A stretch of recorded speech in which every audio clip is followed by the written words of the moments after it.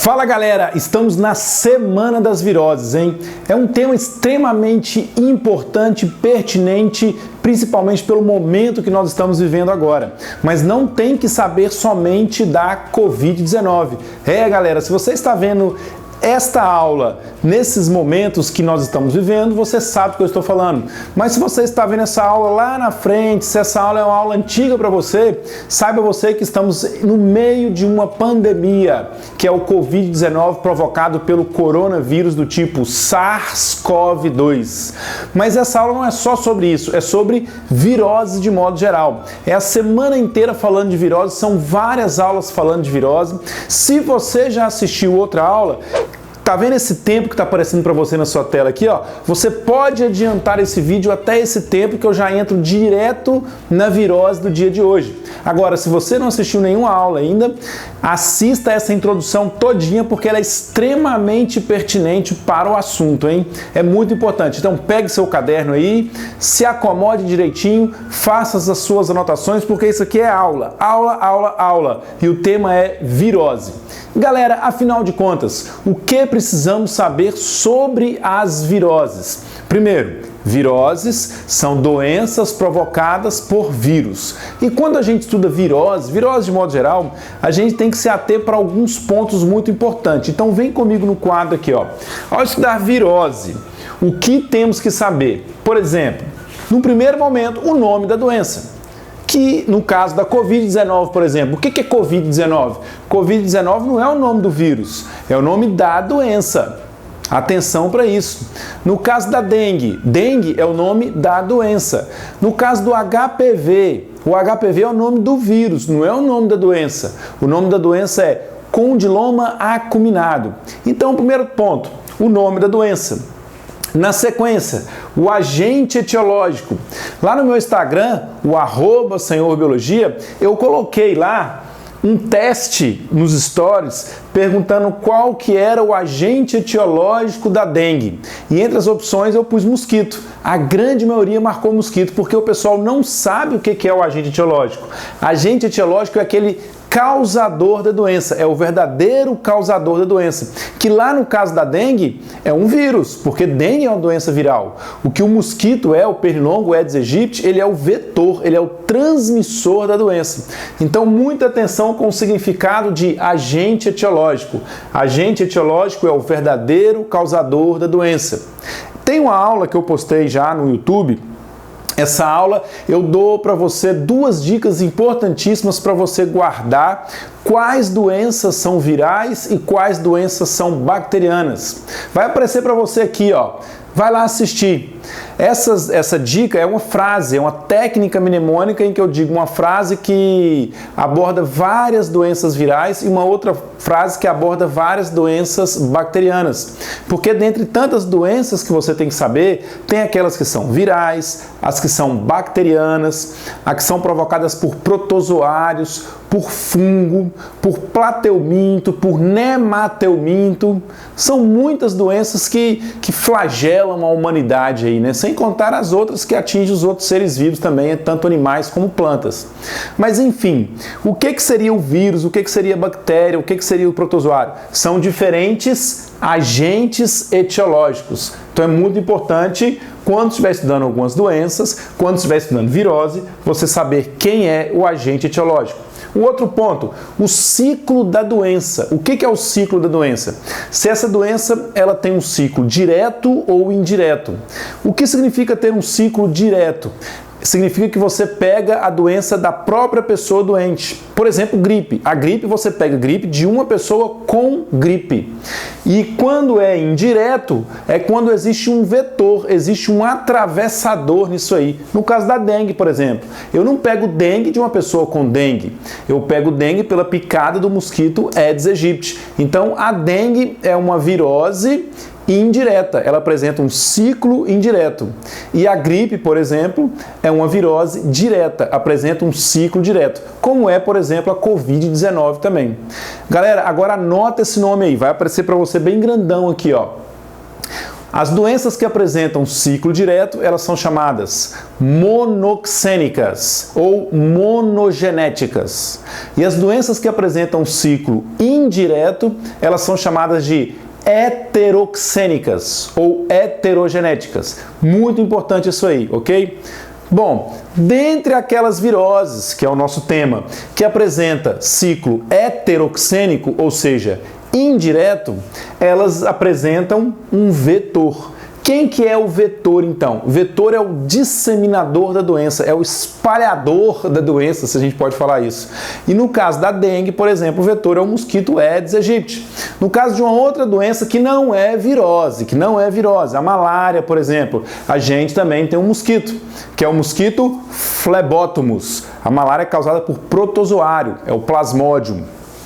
Portanto, o vetor é aquele que transmite a doença e ele só existe quando estamos diante de uma doença que apresenta ciclo indireto, portanto, heteroxênico.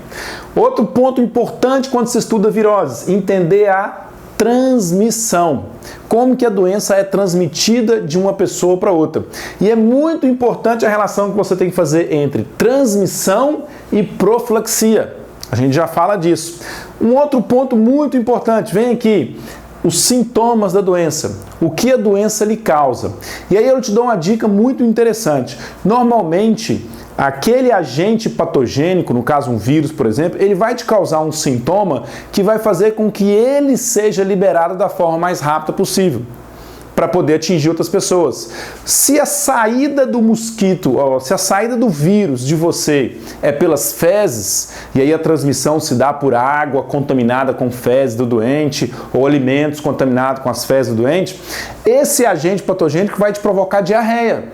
Agora, se o vírus sai pela saliva, sai pela conversa, pelo ar, gotículas de água, esse vírus vai te provocar tosse, espirro, dor de garganta, ok? Então é uma dica bacana você relacionar a forma de transmissão com os sintomas. Algumas viroses, algumas patologias causam diversos sintomas, né? Mas é uma dica que já te dá um indício aí para você não ter que decorar simplesmente os sintomas. Leve esse raciocínio com você. Profilaxia. Isso é o que mais cai em prova. Você tem que saber, primeiro, o que significa profilaxia.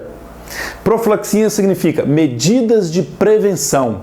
São aquelas medidas que podem ser tomadas para se prevenir a doença, para evitar que a doença se espalhe no meio, se espalhe na sociedade, na população. São medidas de prevenção. Por exemplo, a vacina é uma medida de prevenção. Vacina é profilaxia. Agora, o soro não é profilaxia. Então, se você, por exemplo, quer evitar que você desenvolva raiva porque você recebeu uma mordida de cachorro, você vai tomar o soro. Você não vai tomar a vacina. A vacina antirrábica você toma antes para se prevenir. Na hora, se você tomou a mordida, você vai tomar o soro antirrábico. O soro já contém os anticorpos para combater a doença. Então, profilaxia são medidas de prevenção. E aí existe aquelas prevenções que você pode fazer, como, por exemplo, lavar as suas mãos. Isso é uma profilaxia para diversas viroses, não só a Covid-19. A higiene com os alimentos, quando você chega com os alimentos, por exemplo, você comprou frutas, a fruta que você vai comer crua ali, com casca e tudo, por exemplo, maçã, pera, pêssego, lavar bem esses alimentos. Água, se você mora numa região de grande contaminação, como por exemplo a cólera, que é uma doença bacteriana, não é viral, que se transmite através de água contaminada, e se a região que você mora, a cólera é comum, uma profilaxia muito importante, ferver a água antes de consumir. Por exemplo, vai colocar água no filtro de barro, ferve a água antes, espera ela esfriar e aí coloca no filtro de barro.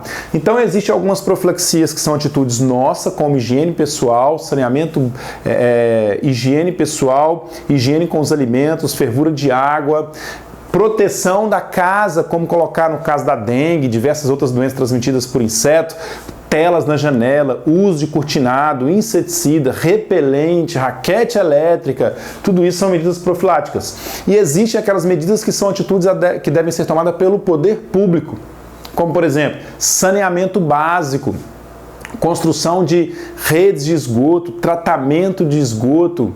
Essas atitudes são atitudes desenvolvidas prefeitura, pelo governo estadual, pelo governo federal. Enfim, profilaxia é muito importante se saber e é o que mais cai em prova.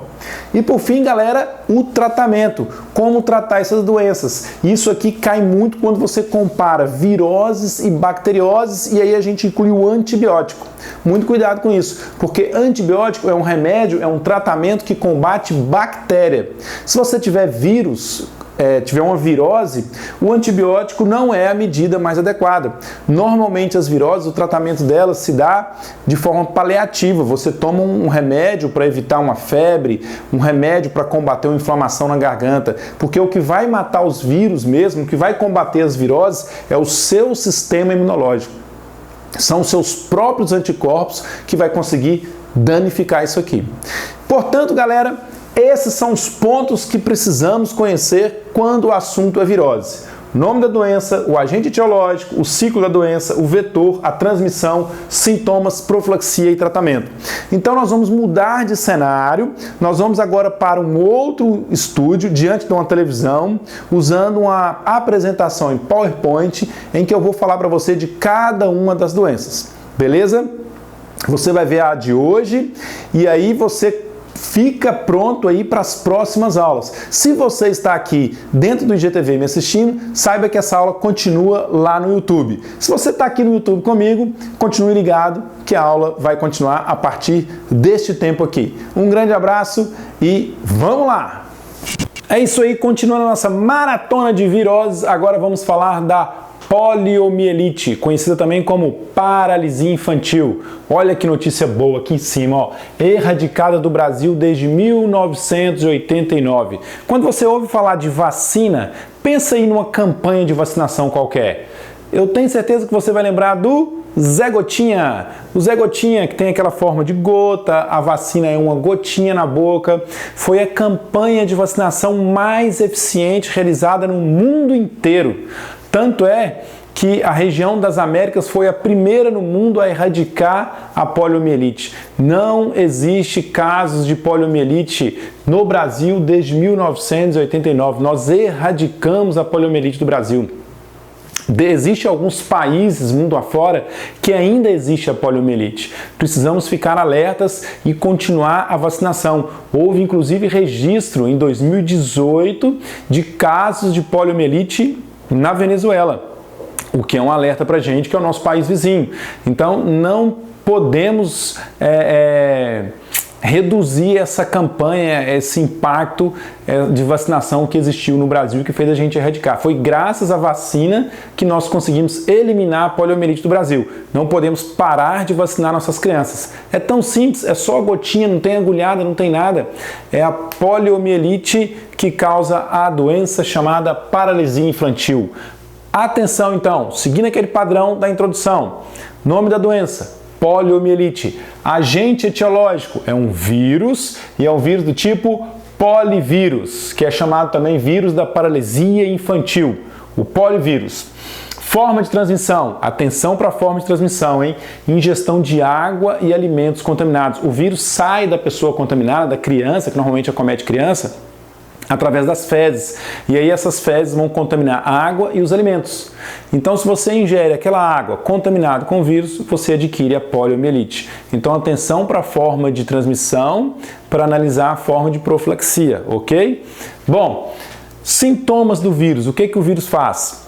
O vírus atinge o sistema nervoso, onde sua multiplicação pode levar à destruição de neurônios motores, levando à paralisia de membros. Como assim neurônios motores? Olha só, nós temos dois tipos de neurônios, os motores e os sensitivos. Os neurônios sensitivos são aqueles que levam o estímulo provocado na pele, no corpo ali, até o cérebro. Aí o cérebro interpreta e ele manda a mensagem de volta do que você deve fazer. A mensagem que vai do cérebro para os tecidos do corpo são os neurônios motores. São os neurônios motores que fazem com que o músculo vá contrair, porque o cérebro manda a mensagem, contrai músculo, e aí vai pelos neurônios motores. São os neurônios sensitivos que faz você sentir, por exemplo, tem uma doença bacteriana, que é a hanseníase, causada pelo bacilo de Koch, ela atinge o sistema nervoso também, mas atinge os neurônios sensitivos. E aí, você não sente dor, ela causa algumas manchas na pele e aquilo vai piorando cada vez mais e agravando cada vez mais, vai causando sérias complicações na pele. Ela é conhecida como lepra, normalmente. É a hanseníase. Ela atinge o sistema nervoso, os neurônios sensitivos. Aqui na poliomielite não, são os neurônios motores. Por isso é a paralisia, você não consegue mexer mais aquele músculo. E o músculo, por não estar sendo usado, ele atrofia. Normalmente quando você vê um adulto numa cadeira de roda, por exemplo, que tem uma das pernas pequenininha, provavelmente ele teve uma severa paralisia infantil. Ele foi muito contaminado e muito atingido pelo poliovírus. E aí, como ele desde criança não usa aquele músculo, pela morte dos neurônios motores, ele cresceu, mas aquela perna não cresceu, não desenvolveu. Ela ficou atrofiada. Bom, pessoal, qual que é o tratamento? Não existe tratamento, não tem um tratamento específico. Existe a profilaxia. E a profilaxia é pela vacina Sabin, ou também chamado Salk, que é o Zé Gotinha. O que é importante você guardar da poliomielite? Primeiro, a poliomielite é uma virose. Ela é uma virose que acomete o nosso sistema nervoso. Ela não é uma virose de pele, não é uma virose do intestino, não é uma virose do sangue. Ela atinge o sistema nervoso, como a raiva também atinge. E ela provoca a morte dos neurônios motores, causando a paralisia do membro, normalmente a perna.